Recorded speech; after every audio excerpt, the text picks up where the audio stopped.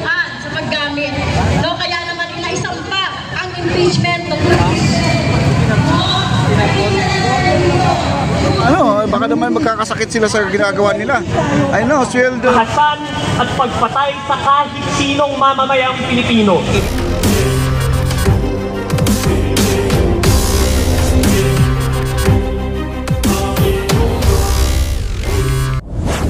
Mga panawagan para mapanagot ang mga katulad ni Bongbong Marcos at katulad ni Sara Duterte. Ay walang pinagkaiba sa Makibakat!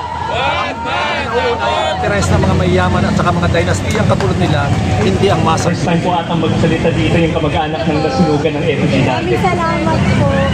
Salamat sir. Mga kababayan, ako po si Kiko Aquino D, isa sa mga mamamayang naghain ng impeachment complaint laban kay VP Sara Duterte. Simple lang po ang mga tanong namin.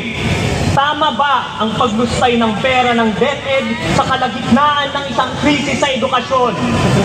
Tama ba ang pagbanta ng karahasan at pagpatay sa kahit sinong mamamayang Pilipino? Imbis na sagutin ang mga tanong na ito, pinaglaruan ng Kamara ang mga impeachment complaints mula Disyembre hanggang Pebrero. Nagpatumpik-tumpik ang Senado mula Pebrero hanggang Hunyo at ginawang mas makitid ng Korte Suprema ang butas ng karayom na kailangan nating daanan upang makakamit ng hustasya nitong Hulyo. At saka hanggang ngayon, naghuhugas kamay ang Malacanang dahil ang pagpapanagot sa isang mataas na opisyal ay hindi raw makakatulong sa ni-isang Pilipino.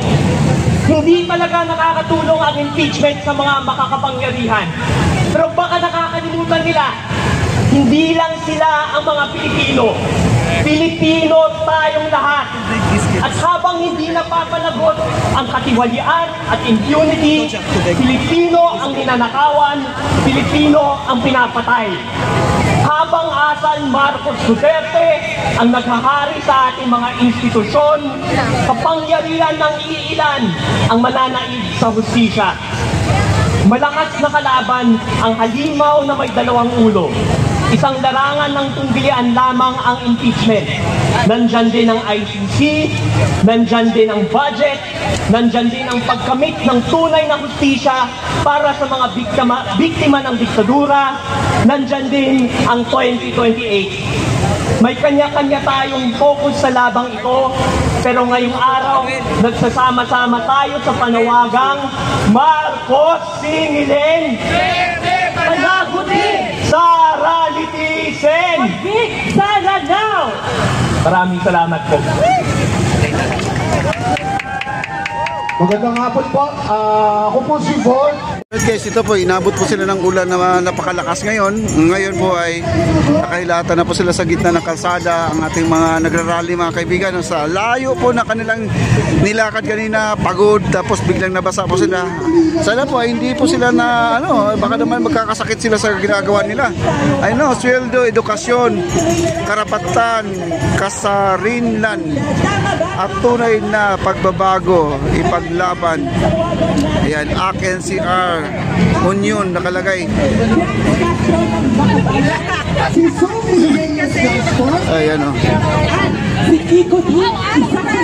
Dami, ngayon ay nakapayong na. Buti itong ulan na to ay mahina lang. Convict! Convict Sara now! Convict! Convict! Convict Sara now! Isang maulan ng hapon sa ating lahat. Tagumpay ang mamamayan na narito ngayon sa kahagaan ng Commonwealth para sa People's House. Hello. Pagbati Ayan o, basa na si Lola. O, ayan o.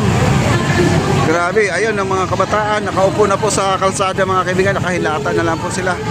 Ay napagod din yan sa haba ng mga nilakad na. Mula po doon sa may, sa may circle, no? Wow. Grabe, ang dami nito, oh.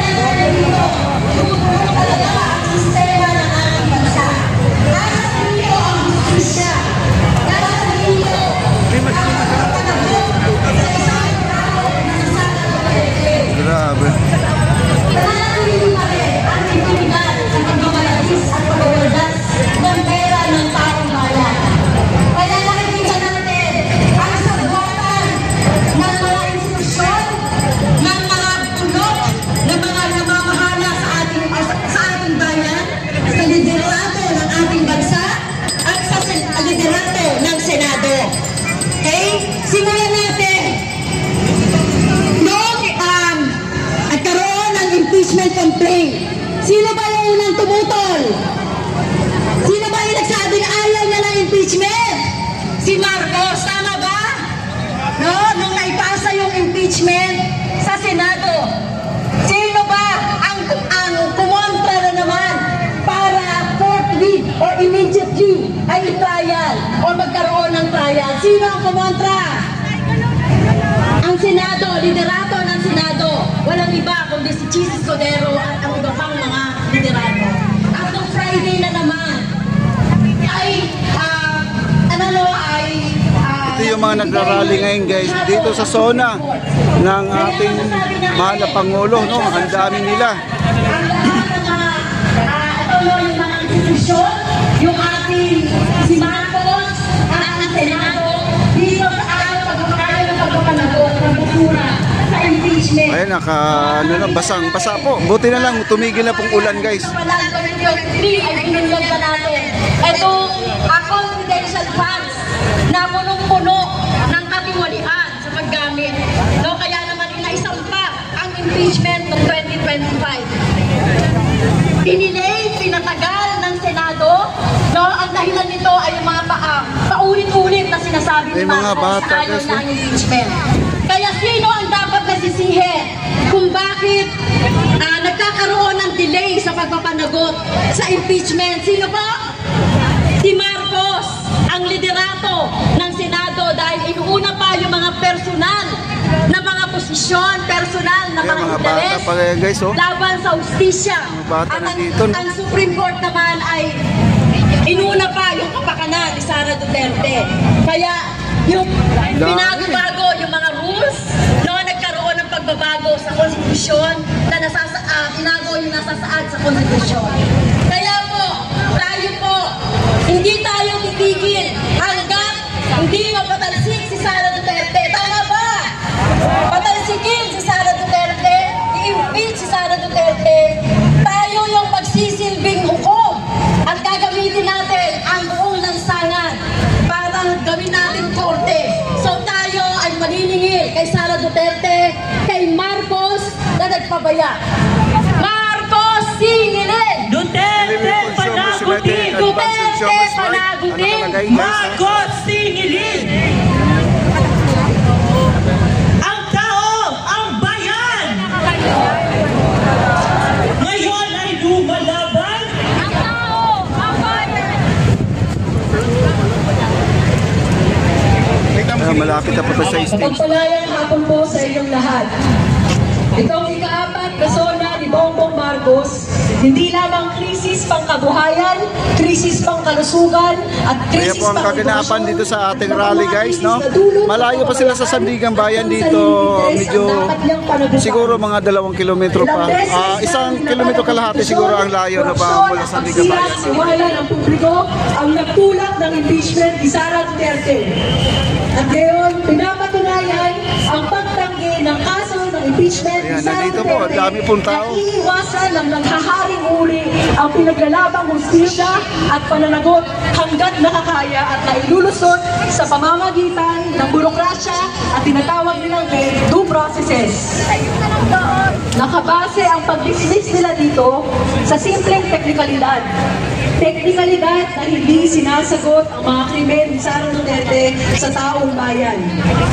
Inilalantad nito na ang Korte Suprema na dapat ay isang non-partisan na institusyon ay binubuo ng mga opisyal na nananagot sa utang na loob nila sa ama ni Sara na walang iba kundi si Rodrigo Duterte. Hindi ito bago kung aalalahanin natin ang mga politikong nakakalag noon pa mula sa mga krimen at sala nila sa taong bayan mula 1986 hanggang kasalukuyan. Ang lumalabas dito ngayong zona ng paniningil ay pagkakataon para sa kilusan, para sa masa na magsama at palakasin pa ang ating